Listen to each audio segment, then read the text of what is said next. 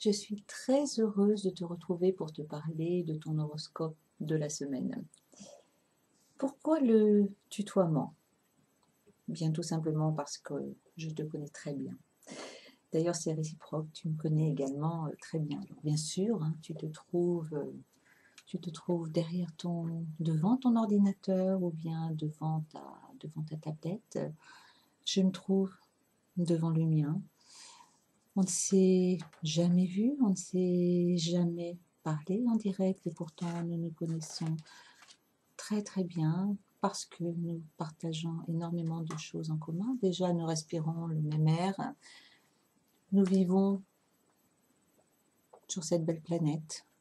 Nous avons des aspirations communes, entre autres être heureux, vivre mieux.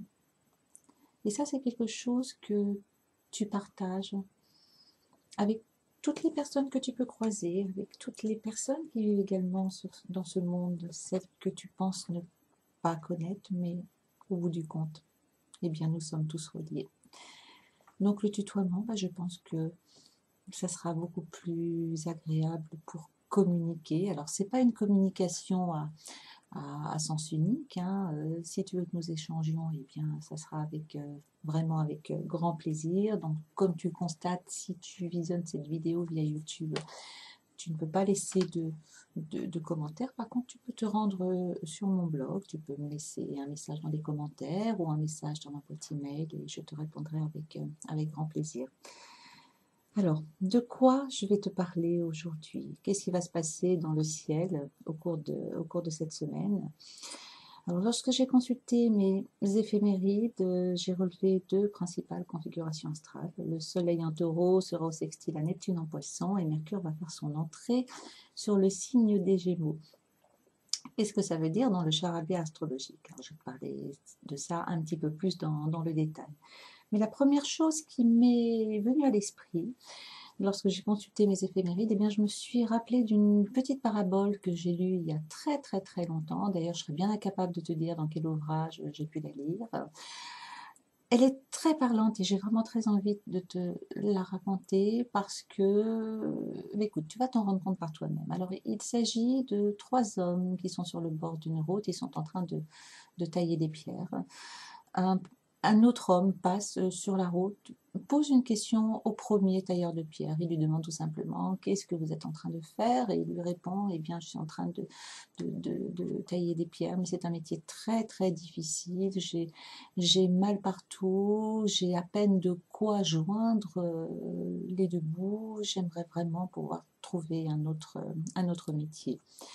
Notre homme poursuit son chemin, pose exactement la même question au deuxième homme. Et le deuxième tailleur de pierre lui répond: je suis en train de tailler des pierres. Alors certes, c'est un métier difficile sur le plan physique, je ne gagne pas très bien ma vie, mais au moins ça me permet de faire vivre ma petite famille, ça me permet de pouvoir apporter ce que je peux de mieux à mes enfants. En fait, ça me permet tout simplement de vivre. Il pose exactement la même question au troisième tailleur de pierre et celui-ci lui répond: je suis en train de construire une cathédrale. Alors cette parabole est importante parce qu'elle te fait tout simplement prendre conscience que tout n'est qu'une question de perception. Neptune, c'est la planète de la dissolution de l'ego. Neptune t'invite en fait à œuvrer pour quelque chose qui est plus grand que toi. C'est ce que fait le troisième tailleur de pierre, hein. Il ne canalise pas son attention sur son salaire, sur la difficulté de ce travail, il canalise son attention sur le fait qu'il est en train de construire une cathédrale. Pour cet homme, il œuvre pour les autres, il œuvre pour la communauté, il sort de son ego tout simplement. Cette cathédrale va permettre aux gens de se réunir, elle va permettre à certaines personnes de pouvoir trouver des moments de paix, de sérénité, et notre homme est heureux tout simplement de pouvoir participer à la vie de sa communauté. Alors ce transit t'encourage à essayer de te mettre dans la peau de ce tailleur de pierre. Tu peux le faire beaucoup plus facilement que tu peux le penser au premier abord, hein.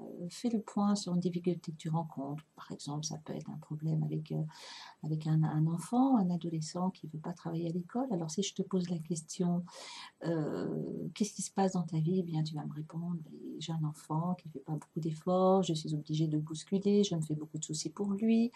Qu'est-ce qu'il va devenir? Est-ce qu'il va réussir à trouver un emploi? Enfin, tout ce genre de discours foncièrement négatifs, qui sont le reflet de la réalité, certes, hein, il n'y a pas à le nier, hein, c'est bien ce qu'il se passe. Mais si tu te mets dans la peau de ce tailleur de pierre, tu percevras cette réalité d'une manière complètement différente. Oui, tu as un enfant qui a du mal à retrousser ses manches et à travailler, mais tu, tu as fait cet enfant pour lui apporter, pour lui inculquer des valeurs.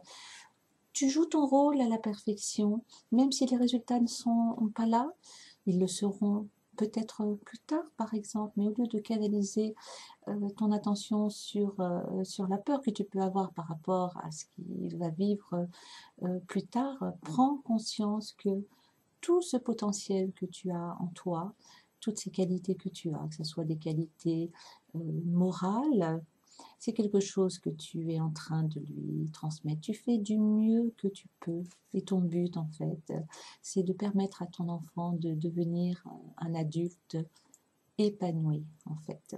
Donc tu vas au-delà de ton ego. Et tu joues tout simplement ton rôle. Tu fais ce que tu as à faire, l'éduquer au mieux.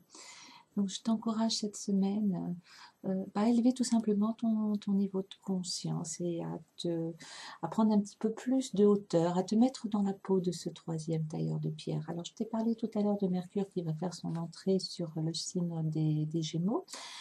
Mercure, c'est ta réflexion, c'est ton mental. Le signe des Gémeaux, c'est un signe d'air. L'air te parle de mouvement, tout simplement, hein. Si tu veux améliorer ta vie, si tu veux vivre mieux, il faut sortir d'une certaine, je dirais, stagnation. Il faut accepter le mouvement. Parce que qui dit mouvement dit changement. Alors, tu as certainement remarqué que le changement, c'est pas évident parce qu'on a tous tendance à faire les mêmes choses, à réagir de la même manière, à penser de la même manière.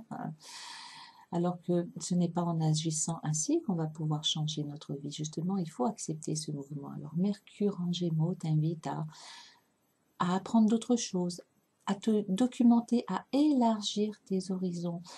Tu peux commencer à accepter le changement en faisant des choses toutes simples. Par exemple, modifier ton parcours quand tu vas au travail. Au lieu de prendre toujours la même route, et ben, change ton itinéraire tout simplement. Quand tu vas faire tes courses, change également ton itinéraire. Changer, c'est extrêmement important parce que eh ben déjà, ça va tout simplement te permettre de te diriger vers une vie meilleure. Parce que s'il n'y a pas de changement dans ta manière de faire, dans ta manière de penser, tu ne vas pas pouvoir améliorer tes conditions d'existence. C'est valable pour tous les domaines de ta vie, hein. Alors, si tu es confronté par exemple à des difficultés affectives, eh bien oui, tu peux te poser la question, pourquoi est-ce que j'accumule les échecs? Pourquoi est-ce qu'il n'y a rien qui va à ce niveau-là? Change tout simplement, change ta manière de voir les choses et tu seras en mesure d'opérer des changements dans ta vie de cœur. C'est à partir de ce moment-là que la magie de la vie, elle opère, hein, parce que c'est lorsqu'on opère des changements dans sa manière de voir, dans sa manière de penser, que des changements concrets se produisent en fait.